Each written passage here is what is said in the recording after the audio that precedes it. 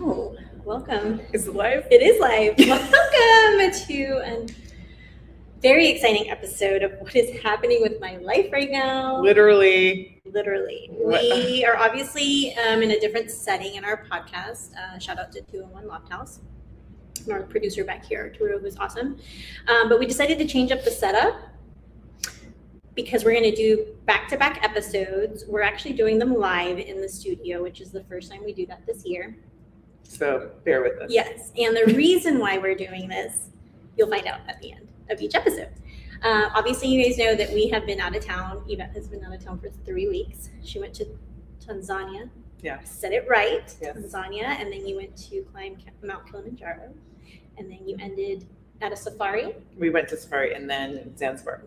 So we're gonna just look. We know we've already been getting text messages. So we go, why don't we just go live and tell people to watch it? And if you're not watching live, we're going to send you the replay, and then we can have conversations with you guys because It's a lot. You have 3 weeks. I have 1 week. So it's still a lot for both of us. Yes. So welcome to our show. Today's episode is a personal one, and I have a lot of notes. If you that I have not seen, by the way. She has not seen it. If you are a reader, Yvette wrote a beautiful mini story, and that's why. And I took a lot out of the story because you had some amazing. I was crying. And I went back and read it 3 times. So I'm sitting down literally to interview my co-founder. She's going to talk about her climb, literally up a mountain, and what taught her about the difference between life happening to her and life happening through her. Yeah. She didn't know it at the time, but she was climbing with a serious medical condition.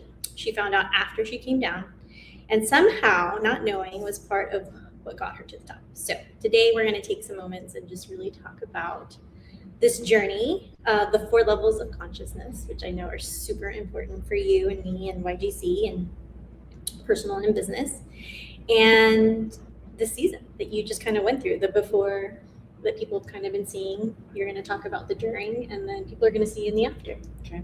So you ready? I am, but yes. Okay. Well, I'm also very emotional. I don't know why. I am. But I'm happy about it because I think this is kind of part of the new through me. Well, why don't we do this before I just start drilling you on questions? Why don't you just share a little bit? Just share with the audience. Okay. So it started because my life partner, Charles, his bucket list was to go to Mount Kilimanjaro and to climb it. And when you say yes to something and you're not really quite sure what you're saying yes to, I said yes. I did all the things. I actually did study. I was training for a long time. Actually, the training started in last November, and then I was in that stupid car accident, and then I couldn't really pick back up until maybe the beginning of March as far as really getting back at it. Did all my rehab, all the things. But no matter how much was on the internet as far as what to expect, what to bring, what is going to happen to you, the 8 days that you're trekking, altitude sickness, all the things, you don't really understand what you're getting into until you get there. And then all you know is the only way to get to the other side is literally to go through this. It's either you go through this or you're not doing the experience at all. But yes, we were on the Mount Kilimanjaro 8-day trek, which they have different days. I highly suggest if anybody's going to do this to do the 8 days because everything is based on how your body responds to the altitude.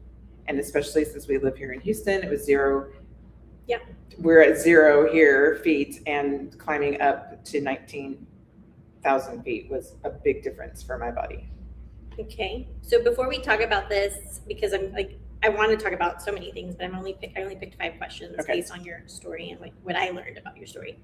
But talk about what you and Charles talked about before, because the first question leads into something that you guys had decided before. So what was your I guess commitment to what would happen to if one of you couldn't finish? So let's it is very physical, and they tell you that it's really physical. And so we joked back and forth, but we did say in front of the 2 other people that came with us on the trip, hey, there's 4 of us. What happens if one of us decides, or what if something happens to the other person and they can't continue to go up the mountain? Or what if something physical happens or whatever?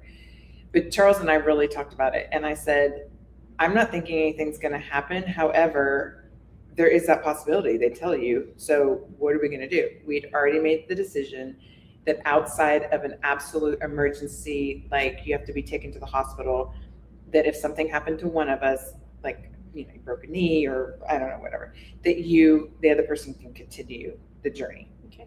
I did not know that that was actually going to have to go into play. Great. And it's always easy to make decisions. And then when something really happens and you go, oh my gosh, we actually talked about this and now it's before me and I really have to make this choice. Okay. So that's where I'm going to start. Okay. You had to make the decision. Yes. To stay alone. Yes. Charles got sick. Yes. And it was on day 3. 3. Okay. Yeah. It got altitude sickness. Yes. So you had to choose and you decided to continue solo. So yeah, that's the moment life first kind of felt like it was happening to you. Yeah, 100% at me, 100 like a wildfire. Before it flipped into choosing to keep going, or before it flipped into you choosing to keep going. Yes. So let's talk about a little like that moment. Okay. Well, very humbling in so many ways, but also like you're kind of like frozen in time, saying to yourself, A or B, and already thousands of feet up on the mountain, the wind's blowing in your face, he's sick, and you're like, what am I supposed to do? Half of me was like, I love this man, I want to take care of him, and I want to make sure he's okay. But then the other half of me was the Yvette that goes, I can do this, and I don't want to not have to be able to do this. So we had a little powwow, and I was like, we really need to be honest with each other as far as like, do you feel like I need to go with you? And he was like, 100%, are you kidding me? I need you to go on top of that mountain for both of us. So there were 2 beautiful guides, and I want to mention their names, Mary and Johnny. Mary wound up walking with Charles back down to the lowest base camp so he could be taken, I don't think he went to a clinic, but basically taken back to the hotel. Johnny wound up being my personal guide for the rest of the time, and he continued with me up the mountain. I had said to Mary before I left, I said, listen, I can only do this if I know that you will communicate, because their cell phones worked, ours didn't. You've got to communicate with me that I know Charles is okay, or else I will not be able to do this. And she promised, and she said yes. So by the time that evening, I got the first video call it was a recording from Charles saying that he was okay, that he'd made it back to the hotel. So that was like relief number 1. But I will be honest, because it took a long time to get back to the base camp where everybody was. It takes all, you're basically by yourself all day long hiking. Not all by myself, I was with Johnny, but I get back to the tent. Oh yes, this is walk us back to the first night alone in your tent. Yes. Because that was a big, again, if you read the story, it was what was big. actually going through your head? Yeah, so the first time was actually daytime when I actually got back, and everybody else had already had lunch. They were taking their naps, and they were all like, everybody was doing what they were supposed to be doing. I had gotten to the camp they gave me beautiful something to eat, and I was just kind of like in a daze, like what is happening in my life right now? I get into the tent, and I think that's when the real reality set in.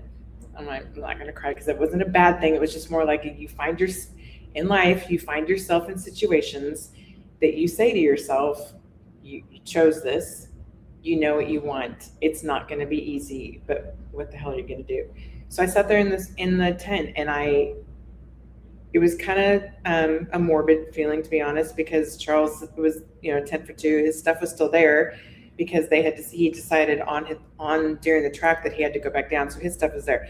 So I look over and I'm kind of like, okay, this is weird that his stuff is here, but his essence is not here. And then I just kind of sat there going, and now I was complaining about the tent being small and how we both were like so cramped in it. And now I'm looking around going, it's really big and I'm going to be by myself. And at night, this is going to be really different. And that is when I think I was a little scared. I was scared to go, you're in Africa with the only 2 people are, thank God, in the tent next to us, Sarah and Mario, with people you really don't know that are on your team, and you're putting your life in the hands of guides that you just met 2 days ago. And mentally, the thought of like, you really are by yourself. I couldn't call anybody. And there's no reception, there's no anything. You just kind of sit around and go, okay, I'm gonna do this. No, we had to live through the Facebook group. It was like looking for you Yeah, guys. like where's Yvette? Where's Charles? Yeah. Where's he even going with them? And I'm very grateful that Maria and Sarah are there, because Sarah came into the tent and I started crying and she's like, are you okay? And I go, I'm not, but I don't think I could do this without you guys being here, because it is a very isolating and very lonely feeling. But at the same time, I had this fire burning inside of me of like, no, I can do this. And I'm really sorry if I swear, because I might swear on here. Like, but my real thoughts. I'm sorry. Have we never? That were in the real thoughts that were in my head were like, listen, and this is where things started to change, because I was like, okay, I always say, if people just let me have my emotional moment, then I get over it and I move on. So I started to have my little emotional moment. I had it with Sarah. Mario came in and talked to me too. And then by the time dinner came, I could tell I was still kind of like a little tense, and people are like, how's Charles? What's going on? Or did you get word that he's okay? But by the time I went to bed, which was interesting, because now all of a sudden I start hearing everything in the campground at a total like I started noticing everything. But by the time I got up the next morning, I was like more like, all right, literally, it's not in a mean way talking to myself, but in an encouraging, like, okay, bitch, get up, you can do this. Yeah. Like, it's a whole new day. Yesterday was yesterday, today is today, move on. It's no longer life is happening to me, at me. It's like, no, this could actually be happening for you, and take it as it is and just allow whatever it is that this mountain in the universe wants to give you. You've been asking the whole time up the mountain. I've been asking, I heard, mountain, that you talk to people and you tell them things, and you speak deeply into their world. I'm like, I'm listening. So I'm like, well, you asked, and maybe this is your opportunity to just keep listening. Well, which leads us, she doesn't know the questions I'm I asking don't know her, the but questions. this leads us perfectly into, you talked about the 4 levels of consciousness. Yes. And things happening to you, for you, through you, and as you. So those are the 4 levels for people that don't know that. And that is something that's very deeply rooted into you and on you. And on me. And on my you. little tattoo proving it. For those who don't know, it's things are happening to you, things are happening level 2 for you, level 3 through you, and then level 4 as you. So can you break down, like, for someone hearing this for the first time, kind of how that happened for you? Okay. So the it coming at me, or like the victim mentality, was, why is this happening? Why is Charles's body not responding, and why does he have to leave, and why am I stuck here, and why by myself, and why do I have to do this, all those things. That was me internalizing everything. It's like, it's just coming at me, and oh my God, reacting instead of just going, okay. Again, when we tell our clients, I did the same thing. I literally had to pause and go, Yvette, you're recognizing that this is just happening at you, instead of the next level was, what if this is actually happening for you? Because you asked for it. So then that next stage was, okay, so if this is happening for me, then I need to be looking at this with a whole different set of eyes, ears, feelings, thoughts, emotions, everything that I'm about to experience. And that was really, Day 4 was for you, started for you. Isn't that crazy? Day 4 was for me. Mm-hmm. Then 5 and 6 definitely was, okay, now you're walking out that this is for you, and then let it start to come through you. I think that the through me times were when I could actually, because sometimes it was just me and Johnny. Even though there's other trekking groups that walk by you once in a while, or you see other people, you can look around and you can look for miles and there's no one around. Nothing except for a rock and some really cool vegetation that only exists on that mountain, which he was great at describing, like, this is such a tree and this grows here. And so I was very entertained in that sense, but I only had my thoughts to myself.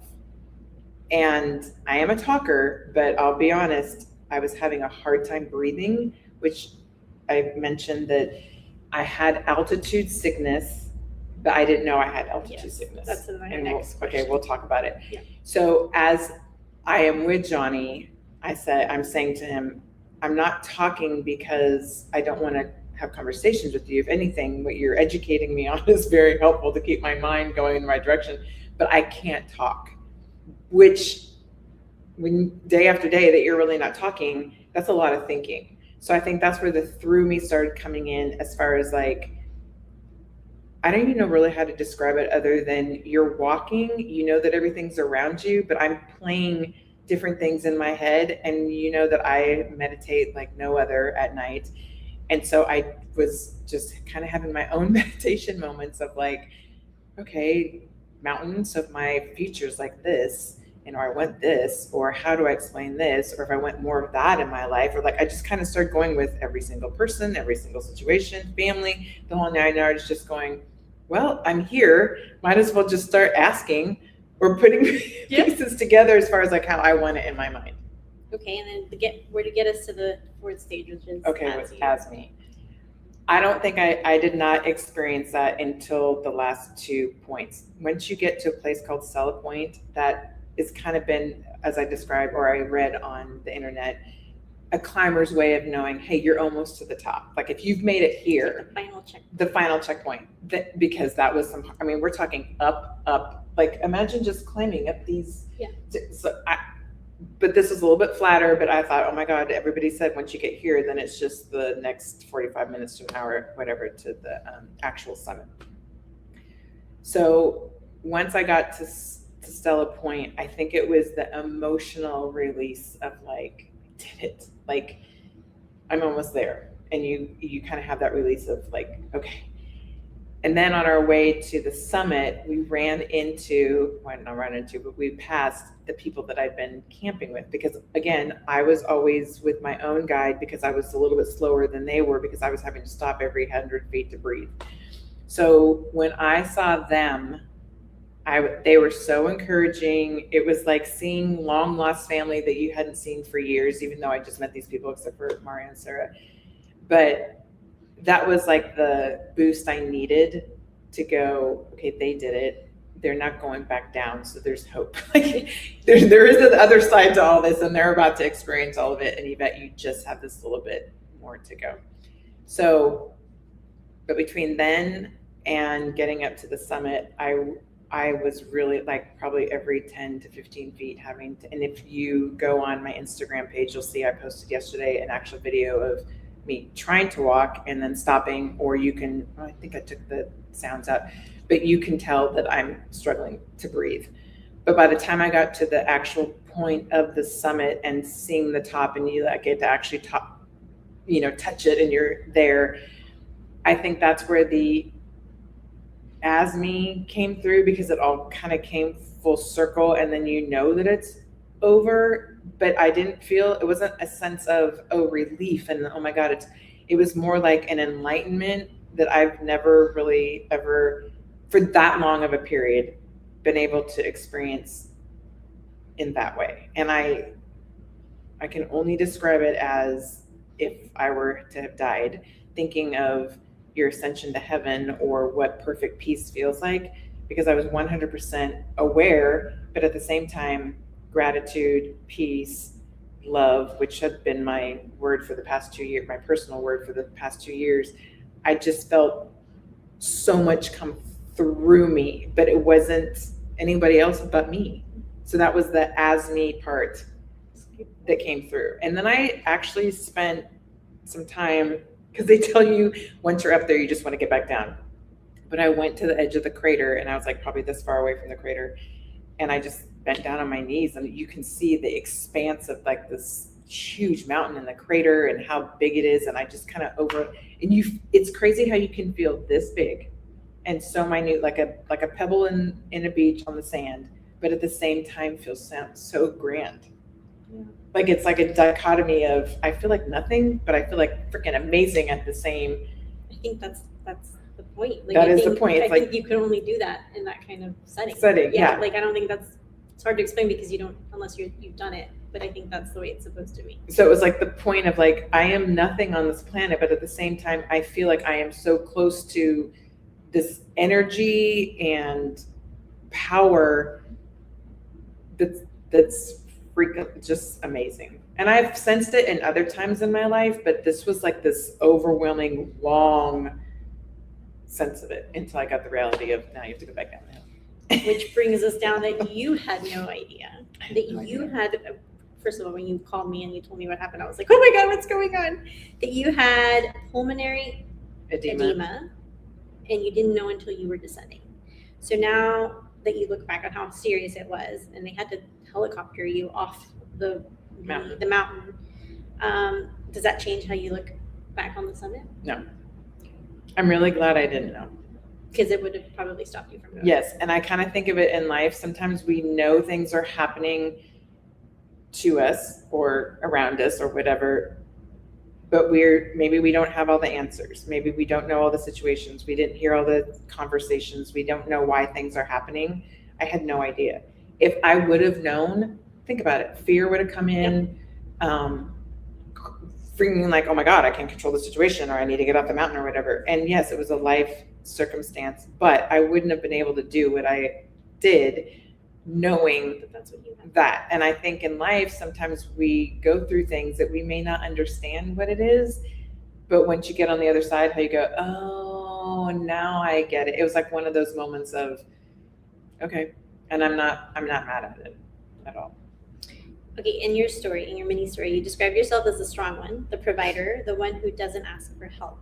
What did it actually feel like when your body, the moment you asked John, that John asked you, let me take your backpack, like how did that feel to actually have to ask for help?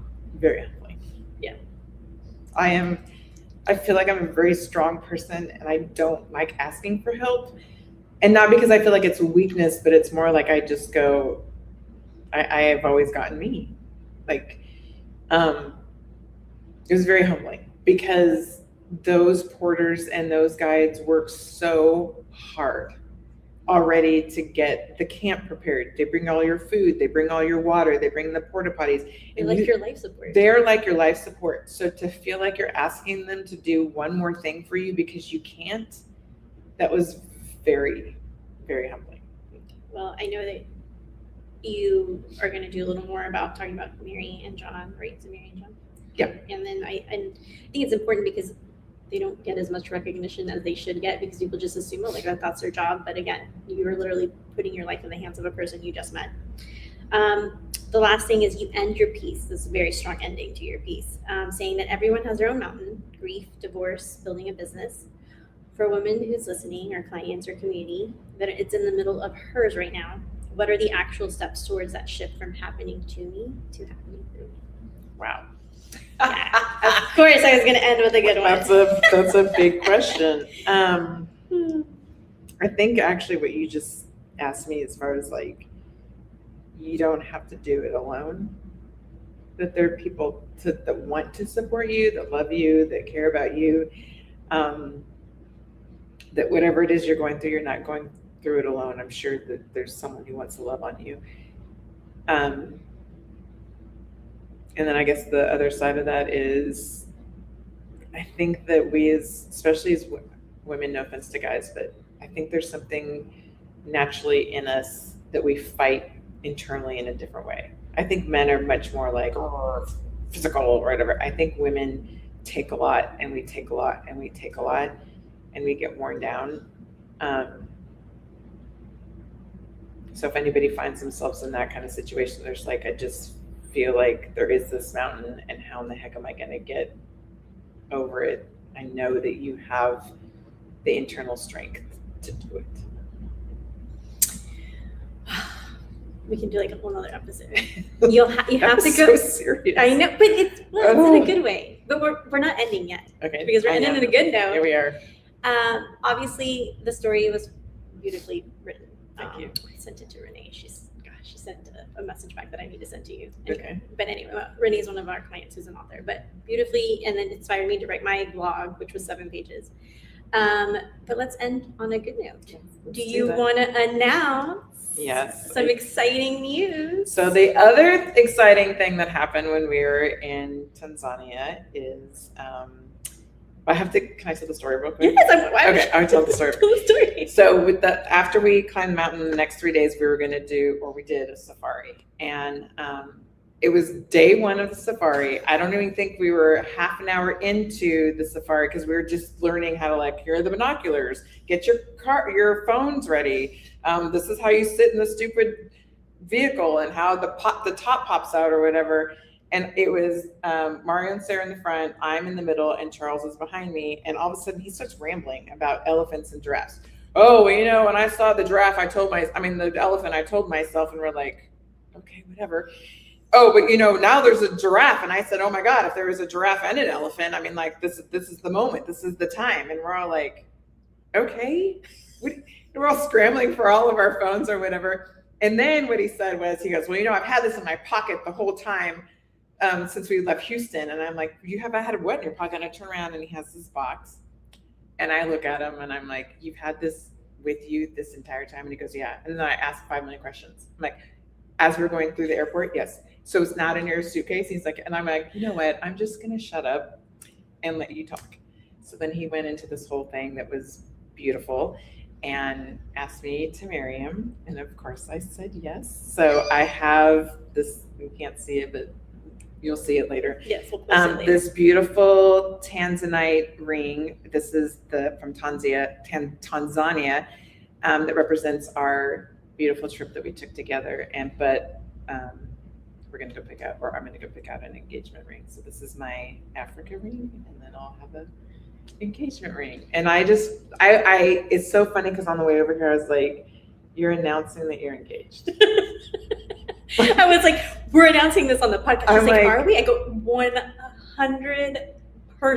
Okay, but you know what I realized? I have been single with children longer than I've ever been married or with any other person. Yes, I want to be married. I love Charles. He's an amazing person. But with everything we teach, me growing to be like my independent, so happy with myself, so happy with my life, it's like this is an added layer of like amazement, but it's also like, wow, like we have people commenting. I can't wait to see. So this different. Is why we're going live. So this is the whole reason. So if you're watching live, comment. Obviously we'll have pictures because people are going to want to see your ring. Congratulations. Thank you. Congratulations, Charles, if you're watching, and anyone watching on the replay, if he's watching on the replay. Okay, well, is there anything we missed before we wrap up? I feel like there's so much more, but the story does a great job. Like, go back to the story. There will be a part 2 of your story. Yes, because I want to talk about the porters, and there'll be like a section because my God, I think I bought everything known to man for that trip, and there were so many gadgets and stuff that were amazing at work, and so many things that I went, you do not have to have this. Yeah. So I'm going to make a guide for those that are going to go climb the. I love it. The YGC guide to climbing Mount Kilimanjaro. Yes. Perfect. Well, thank you for letting me interview you without knowing what your questions were. I trusted you, but I had no idea. We're going to end this podcast, and then we're going to, I didn't think this through, but I'm going to do another live stream for my podcast. Okay. All right. So until next time, thank you for being here. Bye. Bye.